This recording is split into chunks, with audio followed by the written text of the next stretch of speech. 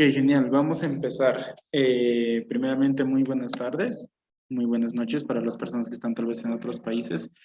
Mi nombre es José Kevin Riveros Vallejos. Actualmente soy docente de Pachabol Consulting Bolivia, en la parte de primeros auxilios, en la parte de curso de especialización de primeros auxilios elementales y soporte básico de vida. En esta oportunidad vamos a hablar conmigo de un tema bastante importante sobre la lesión cerebral traumática. ¿Ok? Lo vamos a tocar desde un punto de vista desde primeros auxilios, pero si tienen alguna pregunta que sea tal vez un poco más tirada hacia lo que es atención prehospitalaria, que es un nivel un poco más arribita como tal, pues también la podemos ir subsanando como tal. Me voy a presentar un poco. Soy enfermero de profesión. Trabajo o hago voluntariado en Cruz Roja Boliviana, filial municipal El Alto, en la Cruz Roja de mi país como tal. Eh, Tengo el cargo de secretario general de Cruz Roja Boliviana, filial municipal El Alto. También soy instructor acreditado NAEMT para los cursos de PH, y HDR. Eh, Instructor acreditado EXI para los cursos de soporte, RCP para proveedores de la salud, primeros auxilios en lugares remotos, y también acreditado por Stop the Bleed para dar los cursos de Stop Blending como tal, ¿no? Llevo 8 años de experiencia dentro de lo que es Cruz Roja Boliviana, como instructor de primeros auxilios, soporte básico de vida y otras temáticas más como triage prehospitalario, etcétera, etcétera, ¿no? Entonces, el día de hoy ya vamos a empezar conmigo, a hablar sobre la lesión cerebral traumática. Genial, entonces vamos a empezar. En esta parte, como les decía, vamos a hablar sobre una lesión cerebral traumática que también se la conocía como trauma cráneoencefálico o trauma encefalocraneal, que es el TS o el TCE. Actualmente, desde hace un tiempo ya, también se lo ha llamado como lesión cerebral traumática en libros como por ejemplo el PHTLS novena edición y otros los van a encontrar como tal lesión cerebral traumática. ¿Listo? Pero, ¿qué es una lesión cerebral traumática? Es bastante importante que vayamos entrando en contexto sobre este punto. Una lesión cerebral traumática va a ser una lesión que esta puede ser contusa o permanente, que ocasiona daño al cerebro, ocasionado por el golpe o un impacto directo al cráneo, o una sacudida de la cabeza o algún objeto extraño que penetre el cráneo como tal. Hablando en el sentido de que podría ser una lesión traumática contusa o penetrante como tal. ¿Listo? Aquí vamos a dar puntitos sencillos que los vamos a ir desarrollando a lo largo de la temática como tal para posteriormente ir respondiendo sus preguntas y demás. ¿Listo? ¿Qué causas vamos a tener para una lesión cerebral traumática? Primero, colisiones vehiculares, caídas, actos violentos como ser golpes, riñas, etcétera, etcétera, y lesiones accidentales en el trabajo o relacionadas con deportes de contacto físico. ¿Ok? Cuando hablamos sobre deportes de contacto físico nos referimos al fútbol americano, al hockey, por ejemplo, que se dan en otros países, obviamente. En algunas ocasiones el fútbol se ha convertido el fútbol soccer se ha convertido en un deporte de contacto, no porque tenga que haber contacto como tal en ese sentido, sino porque muchas veces se ocasiona en base a una controversia, una riña o una pelea. Luego también están los más comunes, el boxeo, el MMA y otras más. ¿Listo? Entonces, en ese sentido, nosotros tenemos que tomar en cuenta que estas van a ser las causas de una lesión cerebral traumática y tenemos que cuidar o prevenir desde este punto todas ellas, porque todas estas son causas que pueden ser prevenibles como tal, ¿ok? Las colisiones vehiculares pueden ser prevenibles o se pueden prevenir siempre y cuando nosotros empecemos a enseñar o si nosotros somos agentes de cambio en nuestra comunidad para que manejando bien, partiendo desde uno mismo, ¿no? Manejando un vehículo de una forma adecuada, a una velocidad adecuada, con los implementos de seguridad adecuados, si manejo moto con casco, rodilleras, coderas, etcétera, etcétera, todos los implementos de seguridad que deberían tener, ¿ok? El tema de las caídas, pues si yo trabajo en un ambiente laboral, en el cual necesito tener cierta protección, como por ejemplo trabajos en altura, trabajos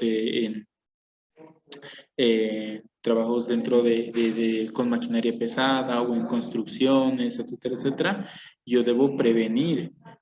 Tal vez si está dentro de mis posibilidades, debo ser agente de cambio. ¿Por qué? Porque ser de ese tipo de responsables que previenen los accidentes, que sí dotan del material adecuado para prevenir estos accidentes en su ambiente laboral como tal.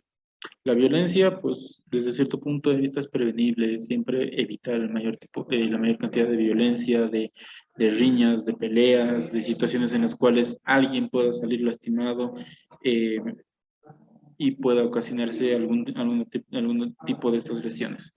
Las lesiones accidentales en el trabajo, vamos a lo mismo con las caídas. Ahora, las caídas también puede ser en un domicilio, en un hogar, de un techo, de un segundo piso, de un tercer piso, etcétera, etcétera. Entonces, las caídas se puede ir tanto al lado de la casa como también al trabajo, pero las lesiones accidentales en el trabajo también están dentro de, ¿no?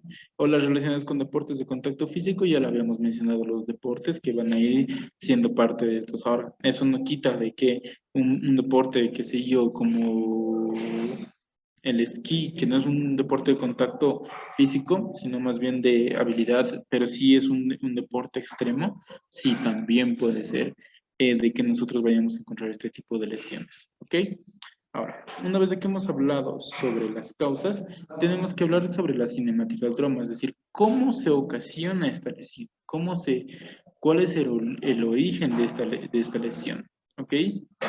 Y pues aquí tenemos que entrar en cuenta de que la cinemática del trauma, es decir, la forma en la cual han sucedido los hechos para que mi paciente esté como está, se puede definir de varias formas, de acuerdo a qué es de lo que estamos hablando. Si hablamos de hemorragia, o si hablamos de una fractura, o si hablamos de un esguince, de una luxación, o en este caso, de una lesión cerebral traumática. ¿Ok? Entonces, en ese sentido, tenemos que tomar en cuenta esto, la cinemática del trauma. Y para hablar específicamente de este caso de la lesión cerebral traumática, tenemos que tomar en cuenta la primera ley de Newton. ¿Qué nos dice la primera ley de Newton? Nos dice que un cuerpo que está en aceleración permanecerá en aceleración hasta encontrarse o chocar con un objeto eh, de igual o mayor fuerza como tal, ¿ok? Entonces, en este sentido, ¿qué es lo que nosotros tenemos que tomar en cuenta? Que cuando nosotros estamos en un vehículo, vamos a dar el ejemplo del vehículo, cuando nosotros estamos en un vehículo que va a 100 kilómetros por hora, estamos yendo a 100 kilómetros por hora y chocamos contra un muro, el vehículo va a frenar bruscamente porque está chocando contra un muro, ¿ok? Eh, pero, pero más allá de que el vehículo frene de forma repentina, se va a hacer un intercambio de energías. ¿Por qué? Porque el vehículo tenía una velocidad constante, tenía una fuerza de empuje, entonces toda esa fuerza de empuje y esa velocidad constante se vuelven a cero en cuestión de segundos, y eso en cuestión de menos de un segundo se vuelve a cero. Entonces, ¿qué es lo que pasa? Que todo lo que es del vehículo y esté fijo a él, va a frenar con el vehículo, ¿ok? Pero todo lo que no es fijo del vehículo va a seguir en movimiento. ¿Y qué es lo que no es fijo del vehículo? Nosotros, el chofer del vehículo, los pasajeros, el copiloto, todas las personas que están dentro del vehículo no están fijadas al vehículo, ¿ok? No están fijadas. Entonces, ¿qué es lo que pasa? Que este cuerpo, como está en aceleración, va a seguir en aceleración, ¿ok? Entonces, tenemos que tomar en cuenta que este cuerpo va a seguir en aceleración hasta que choque con una fuerza igual o mayor. Entonces, el cuerpo va a seguir yendo hacia adelante. ¿Listo? Cuando el cuerpo sigue yendo hacia adelante, se produce el golpe en la cabeza, el golpe del pecho en el volante, el golpe de las rodillas en el tablero que está debajo del volante, la lesión que se produce en todo lo que es el tórax y el abdomen por el cinturón de seguridad, el golpe en la cabeza por la bolsa de aire, etcétera, etcétera. ¿Ok? Entonces, eso a causa de que el cuerpo sigue viajando hacia adelante a una velocidad constante. Luego, ¿qué va a frenar con el cuerpo del paciente o de la víctima? Va a frenar todo lo que esté fijo a él. Lastimosamente, el cerebro no está fijado al cráneo. El cerebro está, por así decirlo, constantemente flotando sobre un líquido, que es el líquido cefalorraquídeo. Entonces, el cerebro como tal va a seguir avanzando hacia adelante hasta que choque con un objeto de igual o mayor fuerza, que en este caso sería nuestro propio cráneo. ¿Ok? Entonces, ahí se van a producir la lesión cerebral traumática. Entonces, ¿cómo se lleva esta acción? Frena, el auto está yendo a 100 por hora, choca contra un muro, frena el auto. La persona, el conductor en este caso, sigue avanzando hasta chocar con el vidrio, con el volante, con la bolsa de aire, o si sale expulsado del vehículo, hasta chocar con el suelo, etcétera, etcétera. Y los órganos internos que no estén fijos, como el cerebro y otros, van a seguir avanzando hacia adelante hasta que choquen con los límites de su cavidad. En este caso, la cavidad craneana, en los diferentes límites que tiene, puede ir chocando el cerebro. O también puede realizarse por un tema de agitación, por así decirlo. Muchas veces pasa de que vamos a poner este otro ejemplo. Cuando un vehículo es embestido por otro vehículo desde atrás, entonces, ¿qué es lo que pasa? Que la gente hace este movimiento, es decir, su cabeza chicotea hacia atrás, ¿ok? Entonces, este movimiento de chicoteo ocasiona también lo mismo, una lesión cerebral traumática, pero el inicio del evento es totalmente diferente, como si ustedes se dan cuenta. Sí, se hace en base de un choque, pero eso es totalmente diferente. Ahora, lo que nos sucede, por ejemplo, con una contusión directa, es decir, si a uno de ustedes alguien agarra un bat y le da con ese vado, con un palo como tal, y les da en la cabeza, pues obviamente va a generar una lesión cerebral traumática, o es muy improbable que genere una lesión cerebral traumática. ¿Listo? Tenemos que tomar en cuenta que la cinemática del trauma nos va a cambiar según qué es lo que haya sucedido, porque esa es precisamente la cinemática del trauma, nos explica qué es lo que ha sucedido y qué lesiones nosotros podríamos llegar a encontrar en nuestro paciente. Y cinemática del trauma te sirve para todos los niveles, primeros auxilios, atención prehospitalaria, manejo de ambulancias, es decir, el personal que trabaja dentro de las ambulancias, ya sean paramédicos, médicos, enfermeros y demás, ¿no? Entonces, la cinemática del trauma te ayuda en distintos niveles a comprender cuál fue el origen de la lesión, qué lesiones tal vez podemos encontrar en este paciente y ya tal vez ir pensando en una forma de atenderlo como tal, ¿no? Si es que dependiendo del nivel de conocimiento, práctica y materiales que nosotros tengamos. En este punto, antes de pasar, quisiera contarles una experiencia, ¿ok? Sobre qué es lo que ha pasado en una ocasión que yo presencié un accidente. Esto pasó hace unos 3 años, por ejemplo. ¿Qué es lo que pasó? Un minibús o un bus pequeño, por así decirlo, para que todos entiendan el contexto. Los que son de Bolivia me van a entender muy bien el vehículo o los carris, que son chiquititos, los minibuses pequeños. eh, Estaba subiendo una calle que era muy inclinada, muy pendiente, que aquí en La Paz, Bolivia, se llama la calle Landaeta. ¿Ok? Entonces, ese minibús empezó a subir esa calle y en un momento de esos ya no tuvo fuerza, pero tampoco pudo frenar, es decir, tampoco tenía frenos o se le metió el freno al vehículo como tal. ¿Ok? Entonces el vehículo empezó a desplazarse hacia atrás sin la posibilidad de frenar. En este vehículo habían 4 personas, el chofer y atrás habían un varón y 2 muchachas. ¿Listo? Total 4 personas. El chofer, al ver que el vehículo estaba descendiendo en retroceso y agarrando velocidad, calculó para tal vez chocar con algo, chocar con una pared, ayudarse a frenar con una pared, etcétera, etcétera. Entonces, ¿qué es lo que pasó? Pasó de que lastimosamente el vehículo chocó contra un poste, ¿ok? En el momento en que choca contra un poste, todos los pasajeros realizan este movimiento, ¿ok? Sí, por la misma ley de Newton. Entonces, todos los pacientes realizan este movimiento. O mejor dicho, todos los pasajeros del vehículo hacen este movimiento. Lastimosamente, el chofer o el conductor era el único que tenía el protector cefálico del asiento del respaldo. ¿Ok? Entonces el chofer pues estaba tranquilo. La, la persona que quedó dentro del vehículo, que estaba sentada atrás como tal, no tenía el protector cefálico en el respaldo, entonces hizo el movimiento de latigueo con bastante fuerza y bastante rápido. Las otras dos personas no tuvieron este evento, ¿por qué? Porque el varón, el muchacho que estaba dentro del vehículo, al ver que el vehículo estaba en descenso, pues lo que hizo es abrir la puerta del minibús y salir y saltar al vuelo, ¿ok? Y no le pasó nada al muchacho porque una vez de que saltó empezó a correr en el piso y pues eh, se dio la forma para no caer o para no estamparse contra el suelo. La muchacha al ver eso, la otra muchacha que estaba en el minibús, al ver eso, pues salta también.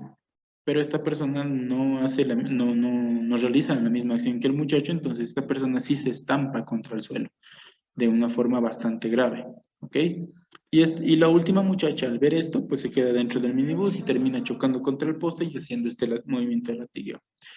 El muchacho no tenía nada, la primera muchacha que saltó estaba contra el piso, su rostro había chocado contra el piso, entonces la ambulancia cuando llegó la estaban atendiendo a ella, pero nadie se percató que una chica seguía dentro del minibús. Cuando yo llegué a la escena, esta chica bajó del minibús recién, ¿ok? Y esta chica estaba consciente, ¿ok? Esta chica estaba despierta, estaba alerta, estaba funcional. De hecho, dijo, mi amiga que está en el suelo, atiéndanla por favor, llamemos a bomberos, llamemos a la ambulancia, llamemos a sus papás, llamemos a la policía, por favor, que saque el otro. Y empezó a brindar números de sus familiares y demás, ¿no? Entonces, perfecto, la chica parecía estar bien. Resulta que en uno de esos momentos alguien la descuidó y en ese momento esta muchacha cierra sus ojos y al abrirlos ya no recordaba nada. Esta muchacha al abrir los ojos no recordaba nada del accidente, por qué estaba ahí parada, por qué su amiga estaba en el suelo, por qué todos estaban alrededor atendiendo a su amiga y en vez de estar calmada como estaba hace rato, entró en pánico y dijo, no, ¿qué voy a hacer? ¿Qué está que el otro y demás? Y eran de, sí, nos dijiste que llamamos a sus papás, no, yo no me acuerdo de nada, por favor ayúdenme, ¿qué ha pasado? ¿Por qué mi amiga está en el suelo? Y demás. Entonces, esos son signos, por ejemplo, de una conmoción cerebral, que más adelante lo vamos a hablar. Pero entender lo que es la cinemática del trauma nos ayuda a entender qué es lo que podría estar pasando con esta persona. ¿Por qué? Porque tú ves tres pacientes que estuvieron en el mismo accidente y que tienen diferentes reacciones al mismo. El primer muchacho que no tuvo nada, el conductor que tampoco tuvo nada, la muchacha que saltó al piso, perdón, saltó y se estampó contra el suelo, y la tercera, y la cuarta persona, que es esta muchacha que se quedó dentro del vehículo e hizo, mejor dicho, el movimiento de latigueo hacia atrás. Entonces, esa cinemática del trauma nos ayuda a entender que sí, bien, la chica que está estampada en el suelo tiene fracturas, tiene hemorragias, que sí son importantes de atender, etcétera, etcétera, pero también tenemos que entender que esta otra persona que se quedó dentro del vehículo tiene otro tipo de lesión. ¿Y cómo podemos saber o indagar qué tipo de lesión tiene? Mediante la cinemática del trauma. Esta persona, además, cuando ya vimos que estaba con amnesia temporal, que empezó a doler la cabeza, que empezó a tener náuseas, que empezó a tener zumbido en el oído, etcétera, etcétera, ya se notaba de que era una conmoción cerebral por tema de signos y síntomas, etcétera, etcétera, ¿no? Entonces, En ese sentido, lo que tenemos que tomar en cuenta es la cinemática del trauma. Para eso nos sirve la cinemática del trauma, para saber en base a qué es lo que ha sucedido, más o menos entender qué es lo que puede pasar con mi paciente y cómo puedo ayudarlo para solucionarlo. ¿Listo? Ahora, antes de pasar a todo lo que les dije de la conmoción cerebral y demás, tenemos que entender esto. La conmoción cerebral es parte de un glosario, por así decirlo, o de un grupo de lesiones, de lo que es la lesión cerebral primaria. ¿A qué nos referimos con esto?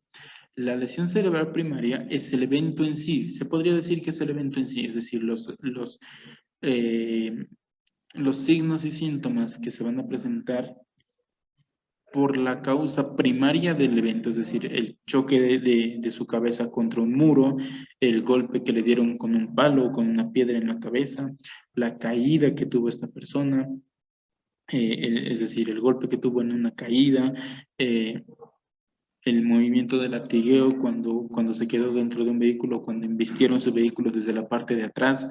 Entonces, esas son las lesiones cerebrales primarias, las que ocasionan el primer daño como tal. ¿Ok?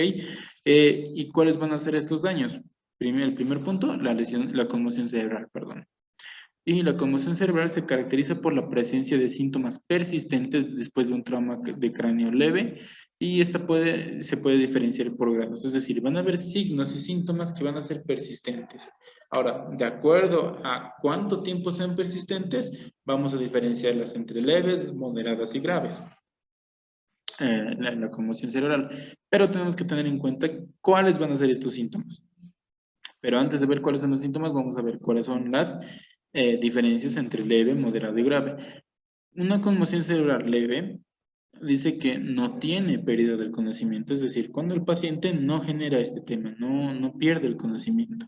Y sus signos de amnesia con síntomas de postconmoción, es decir, los síntomas que vamos a ir viendo después, tienen una duración de menos de 30 minutos, es decir, en menos de 30 minutos, menos de media hora, esta persona puede presentar los signos y síntomas que ya los fuimos mencionando, como náuseas, vómitos, dolor de cabeza, zumbido de oído y otros más. ¿Listo?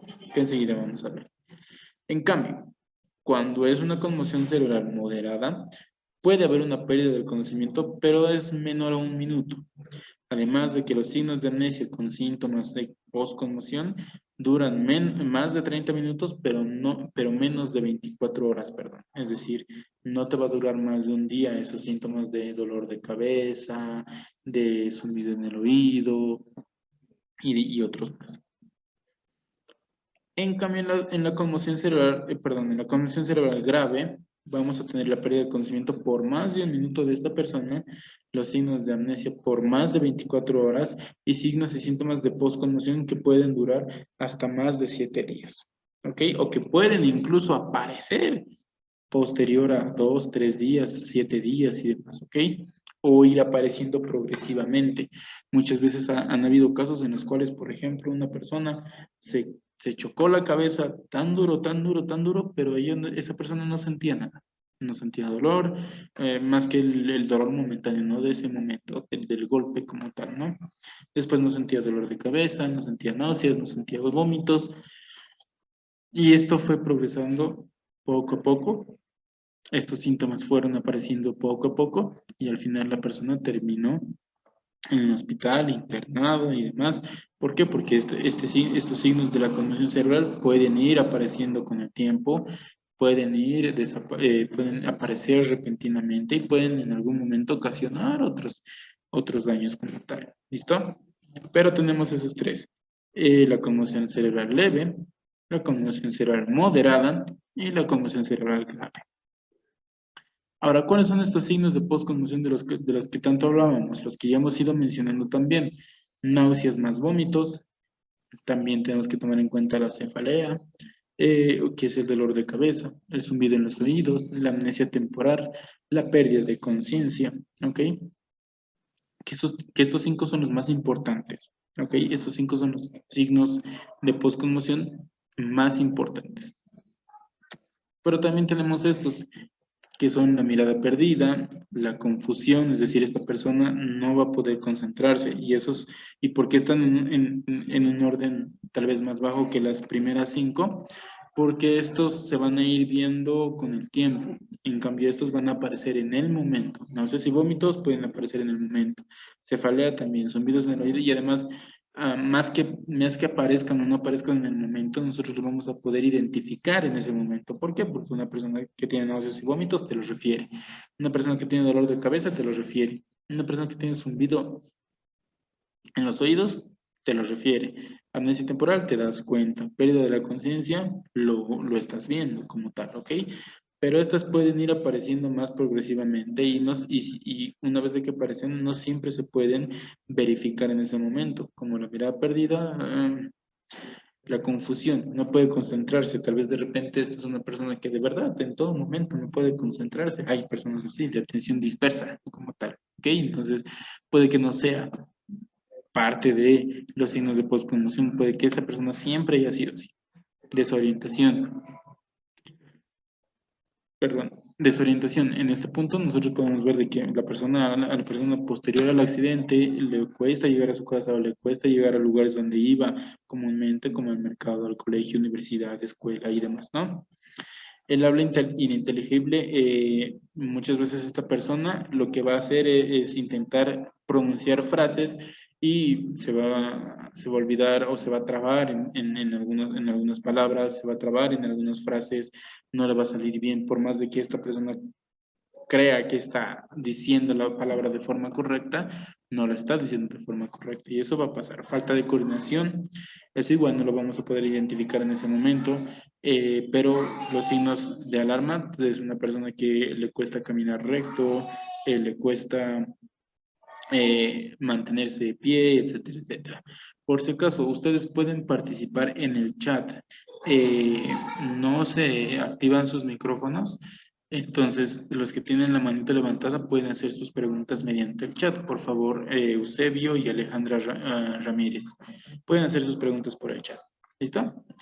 Y respuestas verbales y motoras retrasadas, es decir, a estas personas les cuesta entender lo que les estás diciendo y darte una respuesta, o seguir órdenes, o realizar acciones cotidianas como levantar una taza, cepillarse los dientes y demás, ¿no? Pero son signos que no necesariamente aplican para todos los casos. No necesariamente aplican para todos los casos, sino de que en algunos casos sí se da, en otros no tanto, en otros aparecen todos, en otros aparecen más marcados, unos 3 o 4, y así puede ir diferenciando de acuerdo a la situación, de acuerdo al paciente, de acuerdo al accidente, de acuerdo a cómo se respondió, qué tratamiento se dio, etcétera, etcétera. ¿Listo? Ahora, aparte de lo que es la conmoción cerebral y sus signos, como ya hemos visto, también hay otros problemas, pero estos son más de orden atención prehospitalaria como tal, ¿ok? Esta conmoción cerebral, sí, podemos verla en primeros auxilios. ¿Qué es lo que podemos hacer? Y lo vamos a ir viendo más adelante, en este caso específico de la conmoción cerebral. Pero cuando hablamos de estos otros problemas que son los hematomas intracraneales, que pueden ser epidural, subdural, subaracnoideo e intracraneal, o los daños en los nervios y vasos del cerebro, son problemas que responden a otro tipo de orden, a otro tipo de nivel de atención, que puede ser, por ejemplo, personal de ambulancia. Pero como lo estamos viendo desde un punto de vista de primeros auxilios, tenemos que brindar información que a cualquier persona le sirva. Una persona que sé yo, que vende en el mercado, a un profesor, a un estudiante de universidad, a un abogado, un policía, etcétera, etcétera, ¿ok? Entonces, más allá de mencionarlas, más allá de irles mencionando, vamos a enfocarnos más en lo que podemos hacer en primeros auxilios, que son acciones muy cortas, pero son acciones clave que nosotros tenemos que tomar en cuenta. ¿Listo? Cuando hablamos de hematomas epidurales, subdurales, subaracnoideos e intracraneales, estamos hablando específicamente de hemorragias, hematomas que se van a dar al interno de la bóveda craneal. ¿Ok?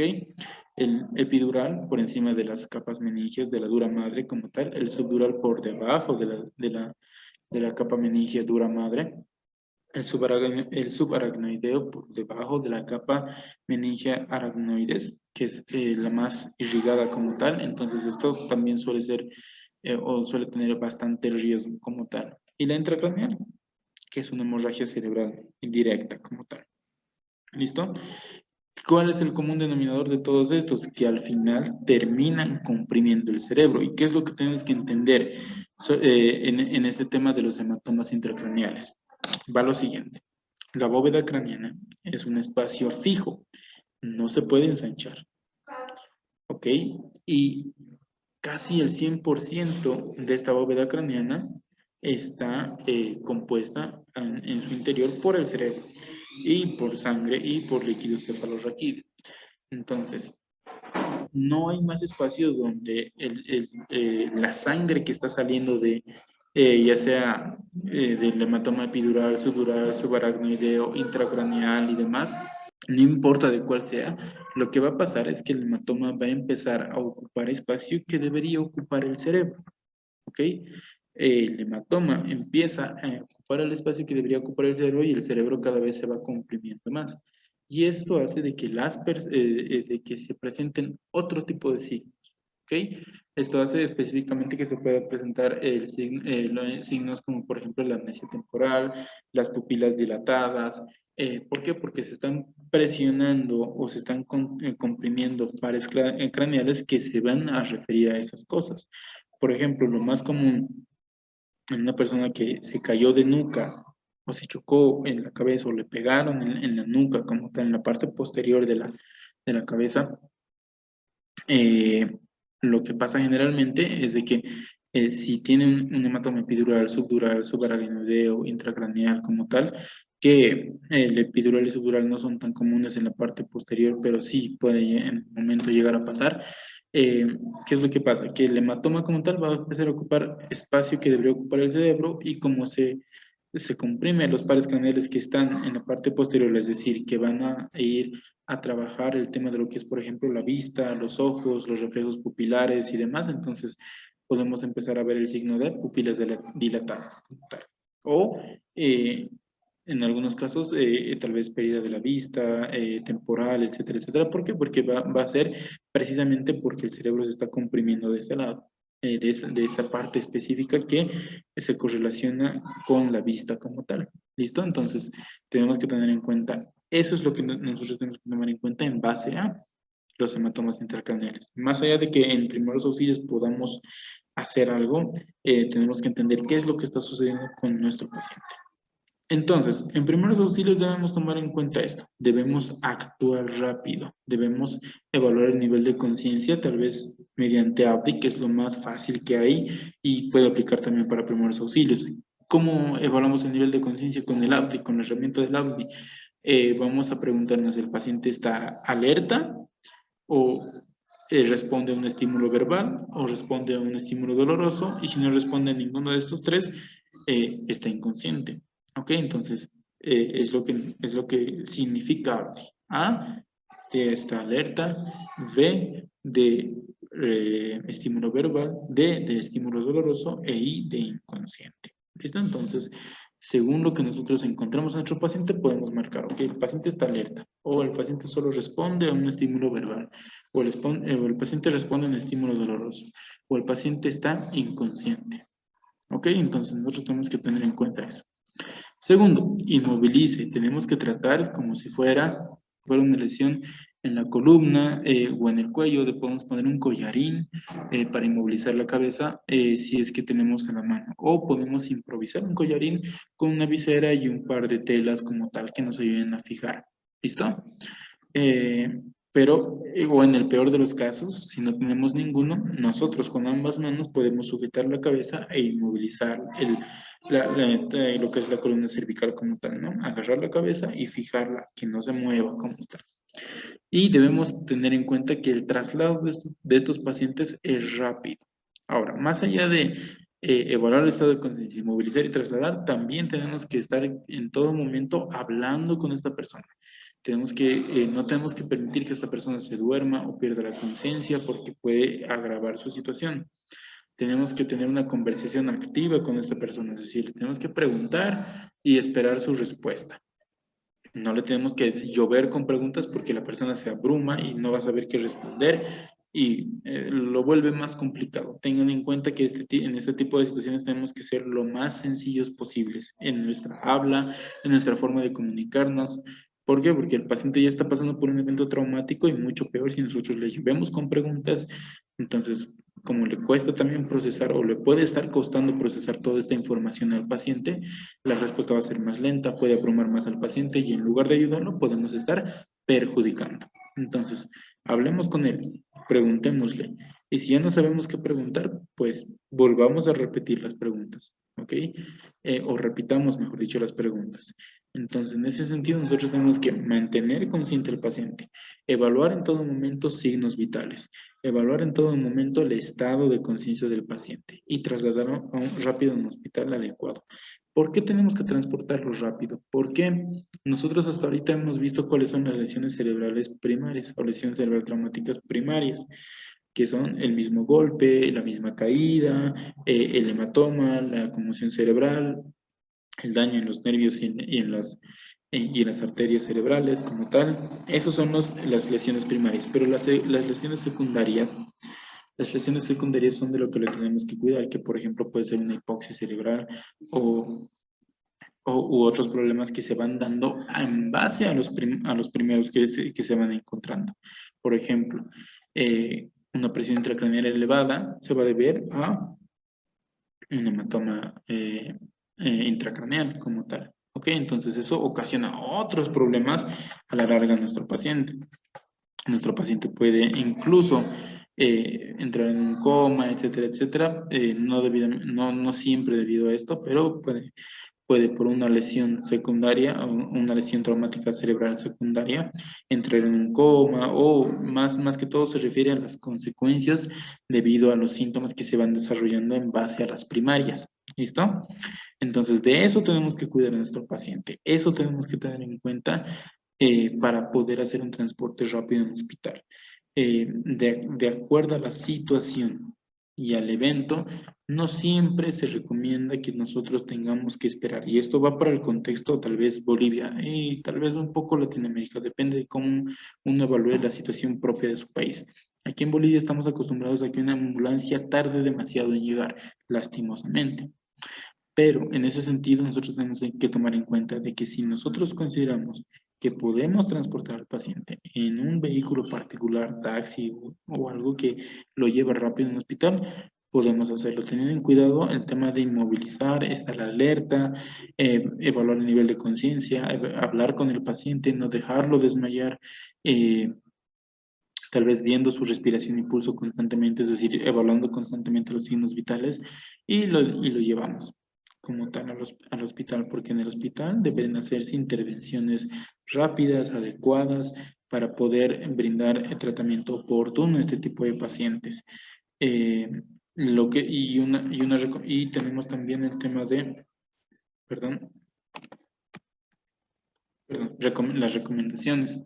Primero, como tema de recomendación, sí o sí, una persona que sufrió un golpe en la cabeza demasiado grave y que presentó signos o síntomas de lesión, de conmoción cerebral y demás, debe ser llevado a un hospital, sí o sí, porque se debe descartar. Es mejor descartar todos estos problemas posteriores que puedan tener. ¿Ok? Porque en base incluso a un golpe en la cabeza, un hematoma subdural o epidural, o una conmoción cerebral que no se haya tratado, o de lenta aparición como tal, pueden llegar a ocasionarse incluso hasta accidentes cerebrovasculares que al final lo único que van a causar es la muerte del paciente. Muchas veces pasó aquí en el contexto boliviano noticias sobre una persona que se cayó qué sé yo, se cayó de la mesa o le dieron un golpe fuerte en la cabeza y no sentía ninguna molestia. A los 5 días empezó a sentir dolor de cabeza, un poco de mareos, un poco de no poder caminar, un poco de no poder hablar. A los 7 días estos signos se agravaron y al octavo día esta persona falleció. O por un accidente cerebrovascular o como tal, ¿no? Entonces, este tipo de pacientes tienen que llegar al hospital sí o sí para descartar cualquiera de estas situaciones. Otra recomendación, si el paciente tiene sueño, ganas de vomitar o vómitos después de sufrir un golpe en la cabeza, se debe presumir que se trata de una conmoción cerebral, por lo que debe ser trasladado, como les decía. Se debe controlar en el paciente signos vitales, estado de conciencia y la reacción pupilar. La reacción pupilar se refiere a la reacción pupilar a la luz como tal. ¿Ok? Nosotros con una linterna, ahora todos los celulares tienen linterna como tal, entonces nosotros podemos agarrar y ver a la ausencia de luz, la pupila debería dilatarse. A la presencia de luz, la pupila debería contraerse. ¿Ok? Entonces, nosotros tenemos que evaluar esa reacción pupilar, si existe o no existe. Más allá de que vayamos a utilizarlo en algún tratamiento, no, pero sí debemos anotar, sí debemos tomarlo en cuenta y brindar esta información cuando nosotros lo estamos remitiendo a una ambulancia o a un hospital. Depende de la situación. Le decimos, su pulso es tanto, su respiración es tantos, que son los únicos dos signos vitales que se toman en primeros auxilios por el tema de materiales y demás que hacen falta para tomar tanto temperatura como presión arterial. Entonces, solamente nos vamos a ir a pulso, respiración, vamos a ver el estado de conciencia del paciente, vamos a ver su reacción pupilar y esos datos se los brindamos a la persona en la cual con la cual estemos derivando este caso de esta persona o de este paciente. ¿Listo? Tenemos que tomar en cuenta que este tipo de lesiones son bastante peligrosas y muchas veces son silenciosas, ¿ok? Entonces, no es algo que tú puedas ver como una hemorragia externa. Una hemorragia externa tú la ves, tú sabes que está ahí, entonces tú sabes, si sabes cómo atenderlo, lo puedes resolver en el lugar del evento como tal. Una conmoción cerebral, una hemorragia epidural, subdural y demás no se solucionan en la escena. Por eso, la recomendación mucho más importante es el traslado rápido, ¿ok? El traslado rápido, porque así nosotros vamos a, uno, evitarnos más problemas, dos, evitar complicar a nuestro paciente y tres, lograr que ese paciente tenga una recuperación rápida, tenga una recuperación más pronta y con mucha mayor efectividad como tal, es decir, que se pueda recuperar al 100% en menos tiempo como tal, ¿no? En ese sentido y con ese punto, tal vez estaríamos dando por finalizada esta parte que es más la ponencia, pero sí podríamos entrar al tema de las preguntas. Hola, yo tuve un golpe muy fuerte hace unos meses y en el momento del golpe escuché algo que parecía romperse en mi cráneo, pero no presenté ningún síntoma. ¿Eso es peligroso o motivo de preocupación? Eh, Tal vez pudiste tener alguna fisura o fractura incompleta de cráneo, porque si escuchaste como si algo se rompió, puede ser varias cosas, desde una crepitación, ponte, puede ser una crepitación que para explicarte mejor, la crepitación es el sonido que emite un hueso fracturado, ¿ok? Pero ¿cómo es este sonido? Para que lo reconozcas, es como si tú eh, arrugaras un papel, ¿ok? Si tú arrugas un papel, tiene un sonido particular o peculiar, entonces el sonido de la crepitación suele ser similar. Cuando se tienen estos síntomas, ¿qué hay que hacer? Y a veces las personas los acuestan boca arriba o los sientan mirando para abajo. Ok, si la persona queda inconsciente, pues tiene que estar boca arriba.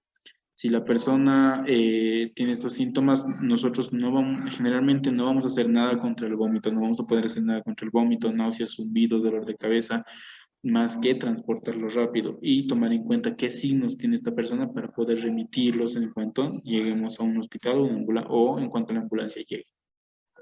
Un golpe de cabeza en niño puede mostrar síntomas o daños conformes a los años o ya de adulto. Todo depende si se ha tratado o no.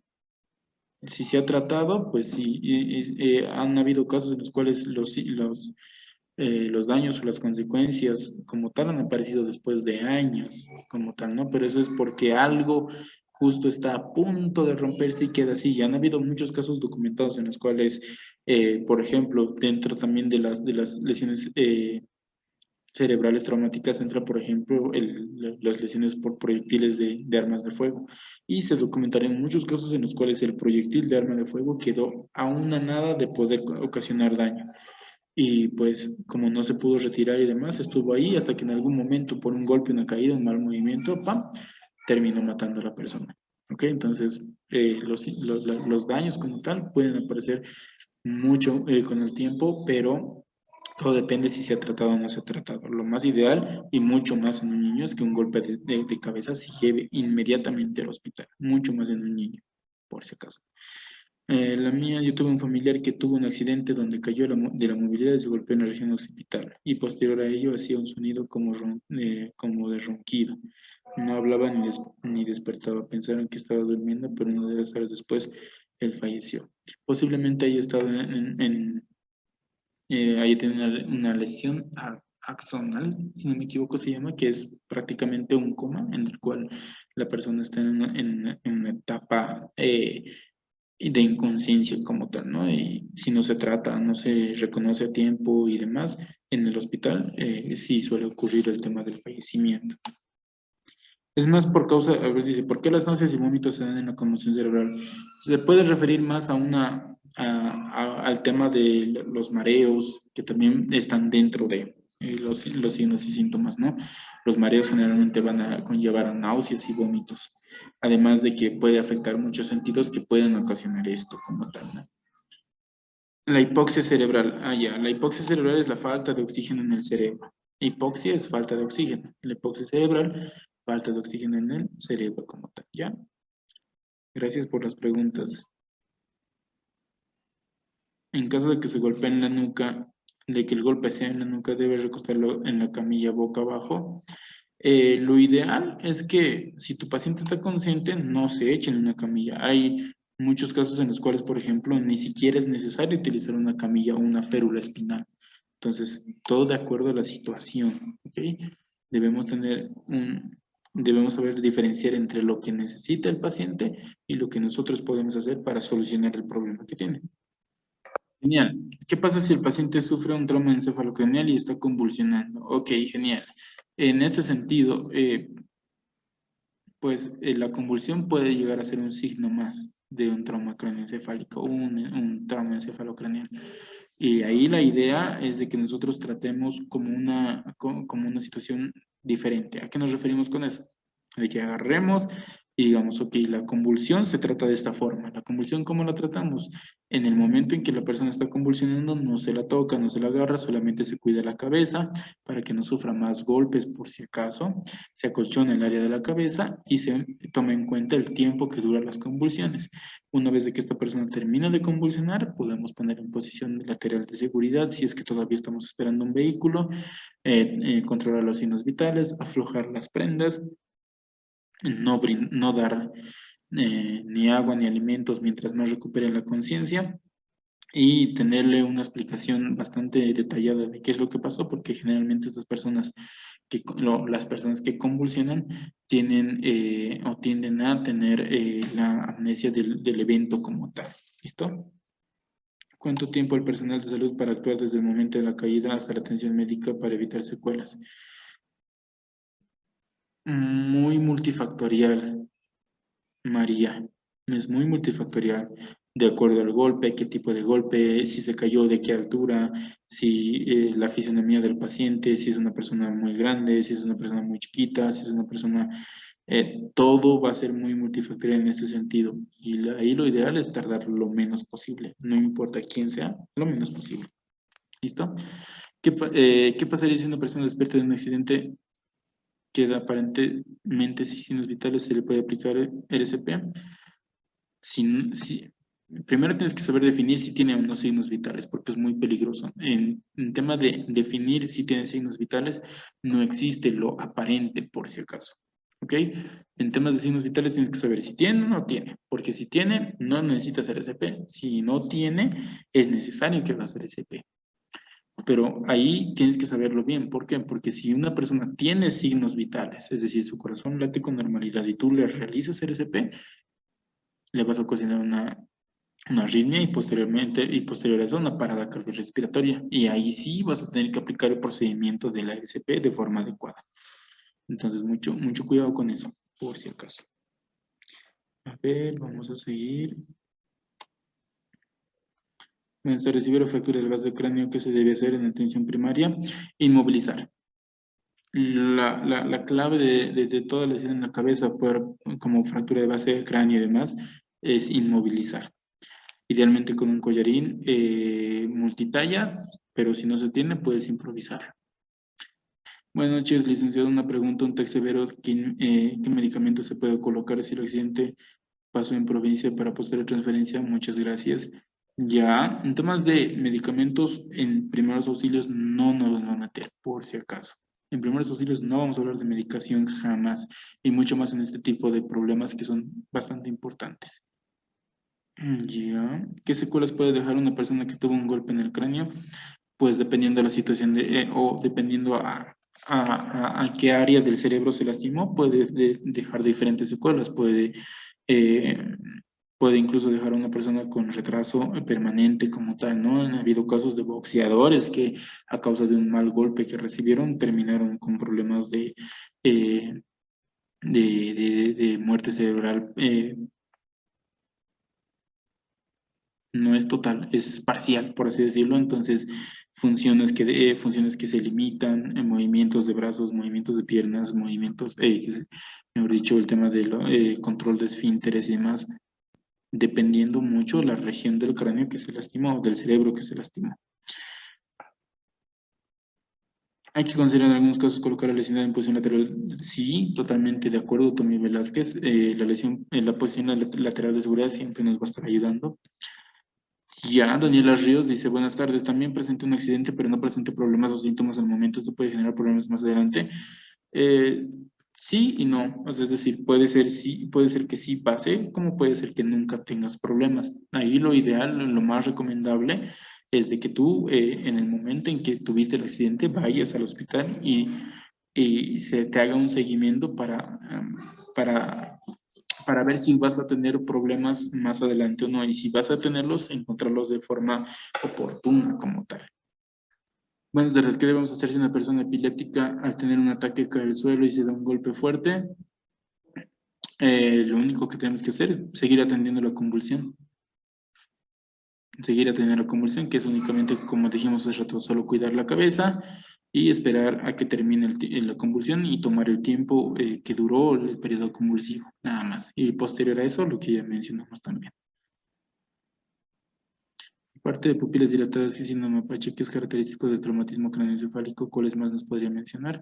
Ya, puede ser también el signo de Battle, que es una coloración morada o medio negruzca, o como un hematoma como tal, en la parte de la apófisis mastoide, que es detrás de la oreja en todo caso, para las personas, para que todo el mundo lo entienda como tal, ¿no? Ya, buenas tardes. ¿Cómo podemos darnos cuenta de sospechar una hemorragia interna y actuar mientras se trata? Ya, genial. Como les decía, van a haber signos muy específicos que nos pueden ser de alerta, como por ejemplo las pupilas dilatadas. ¿Por qué? Porque el cerebro está siendo presionado por el sangrado como tal. Eh, la presión intracraneal aumenta, lo que hace que otros signos también que los demás signos vitales también se vean afectados como tal. Entonces, el nivel de conciencia va a ser menos cada vez. Entonces, nosotros tenemos que tener como signo de alerta persona que se cayó de cabeza. Y aparte de esto, tiene signos como pupilas dilatadas, inconsciencia muy marcada y demás. Debemos transportar lo más antes posible. En la escena no podemos hacer nada. No es como que puedes hacer nada dentro de la escena, sino trasladarlo lo más antes posible. Ya, dice, está bien la exposición, pero ¿qué pasó con la escala de coma de Glasgow? La escala de coma de Glasgow te sirve, pero tenemos que tomar en cuenta que esto es desde un punto de vista de primeros auxilios. A una persona que trabaja, qué sé yo, en un mercado o que es profesor y demás, muy complicado que tú le pidas que se aprenda de memoria la escala de coma de Glasgow por si en algún momento pretende utilizarla. Al personal paramédico, de ambulancias, de enfermeros, doctores y demás, pues sí, es su obligación saber la escala de coma de Glasgow y utilizarla de forma adecuada. Pero a una persona que es de a pie, sí le puedes enseñar, pero de ahí a que le vaya a utilizar, le vaya a dar la utilidad necesaria, medio complicado. Ok, cuando pierde la movilidad, ¿después de cuánto tiempo puede recuperarse? Otra pregunta que es muy multifactorial. de acuerdo a la capacidad de recuperación, a qué tipo de daño tiene, cómo se está tratando y demás. Eso ya es más una pregunta muy intrahospitalaria como tal. Ya, si ocurre un golpe en la cabeza y es sangrado por los oídos, ¿qué procede a tratar? Promover que la sangre salga. Si está saliendo la sangre por los oídos, es un punto bueno, por así decirlo. Parece medio malo, pero de hecho es punto bueno. ¿Por qué? Porque así la sangre, si está saliendo, no va a presionar el cerebro. Entonces, en estos casos, por ejemplo, muchas veces lo que pasa es que ponen al paciente de posición lateral de seguridad del lado, es decir, ponen el oído que está sangrando mirando hacia el piso para que la sangre siga saliendo. Sí, es malo que la sangre salga, pero es mejor que esté afuera a que esté presionando el cerebro por dentro como tal. Entonces, eh, esa acción adicional podrías tener. ¿Cómo sabemos que tenemos trauma? Ok, el trauma generalmente se refiere a cualquier lesión que sea de orden prehospitalario, es decir, cualquier trauma puede ser un atropello, puede ser un golpe en la cabeza, puede ser un golpe en el hígado, perdón, en el estómago, en la espalda, que te caíste al jugar futsal, eso es un trauma, ¿ok? Entonces, no siempre va referido a un tema de la cabeza, por si acaso. Eh, a cualquier golpe de la cabeza es necesario hacer una tomografía. Eso te lo va a decir tu médico. Cuando tú vayas al hospital, tú le tienes que contar qué es lo que ha pasado y él verá si es importante o determinante una tomografía. ¿Víctima inconsciente es adecuado el uso de toronda empapada en alcohol para despertarlo? No, no se debería utilizar. Ya, aquí hay una pregunta que dice, ¿cómo ayudar para bajar la presión cerebral después de un TEC? Ya, por ejemplo, un método importante que yo recuerde que se habla dentro del PHTLS, incluso es el tema, por ejemplo, de la hiperventilación con el BBM. Y eso ayuda a liberar la presión intracraneal como tal, e hiperventilar al paciente. De hecho, es uno de los es el único caso en el cual, bajo ciertas reglas, se procede a hiperventilar a un paciente. Ya, si tenemos un paciente con TEC en caso de mujer embarazada, ya, en caso de una mujer embarazada, pues no es como que vaya a cambiar mucho. Sí hay riesgos más eminentes, como por ejemplo si una persona embarazada se choca la cabeza y empieza a convulsionar, sí, signo de alarma, signo de mucho riesgo, pero sigue siendo el mismo tratamiento, lleva rápido al hospital. ¿Ok? Porque nosotros con una mujer embarazada que está convulsionando después de que se chocó la cabeza, ¿qué vamos a hacer en primeros auxilios? Casi nada. En la ambulancia podrán tal vez hacer el tratamiento inicial para el tema de las convulsiones en mujeres embarazadas, pero más allá de eso, no. Dice, buenas noches, una víctima con TCE grave Glasgow menor a 8 en atención prehospitalaria de su país, ¿cómo aseguran la vía? Genial. En mi país no hay ninguna guía que hable sobre atención prehospitalaria en temas de asegurar vías aéreas y demás. ¿Listo? De hecho, la figura de paramédico no está reconocida dentro de Bolivia. Es un punto en contra. Pero si hay algo que te puedo decir, es de que no, este tema no se debería tratar como un protocolo o como sí, como un protocolo. De hecho, dentro del mismo PH13 te lo dice, los protocolos no deberían existir. ¿Por qué? Porque todo es en base te lo dicen en el PH13 de esta forma, todo es en base a principio versus beneficio. Perdón, principio versus preferencia. Principio es lo que necesita el paciente, preferencia es cómo lo cumples. Si tu paciente tiene un TCE grave, con tu Glasgow menor a 8 y demás, tú puedes definir la forma de asegurar la vía aérea de acuerdo a eso y otras cosas más, como si el paciente, perdón, como si tienes la práctica, conoces el material, tienes el material de disponibilidad, la situación, cómo se dio el accidente y demás, ¿no? Caso de TEC en niños, sigue siendo un grupo de riesgo, entonces el tratamiento va a seguir siendo el mismo, el transporte rápido como tal, porque recuerden, estamos hablando en primeros auxilios, debemos inmovilizar, cuidar los síntomas, cuidar signos y síntomas, perdón, cuidar signos vitales, prevenir de que la persona pierda el conocimiento y transportar rápido, sea niño, sea adulto, sea mujer embarazada, sea lo que sea del grupo que sea. ¿Por qué? Porque al final el tratamiento específico se lo van a dar en el hospital. ¿Listo? Ya dice, un niño aparentemente sano y luego de un golpe convulsiona y sus estudios arrojan normal. ¿Qué hacer? Pues Si la convulsión terminó y sus estudios arrojan normal, o sea, en este sentido, ¿a qué nos referimos con normal? Porque dentro del aspecto de atención prehospitalaria, del área de la salud como tal, la palabra normal no existe o no debería existir. ¿Ok? Entonces, medio complicado como tal, ¿no? Pero en ese sentido, si los estudios dicen que no tiene ningún problema posterior a una convulsión, pues no va a tener ningún problema, ¿ok? ¿Por qué? Porque se tienen que guiar en los pasos objetivos como tal. Ahora, si bien ustedes tienen que recordar de que un examen como este tiene que ir también de la mano de la clínica del paciente, pues hay que corroborarlo como tal, siempre. Pero de todas formas, si tus estudios te dicen, o si los estudios dicen que está normal, o que está bien, o que no va a tener ningún problema, pues lo más probable que sea así y que no tenga ningún problema. Porque una convulsión no es como que te deje una convulsión en toda tu vida, no te va a dejar secuelas en la vida. Eso pasa con las personas que sufren de epilepsia, que tienen convulsiones en cada momento como tal, ¿no? En repetidas veces.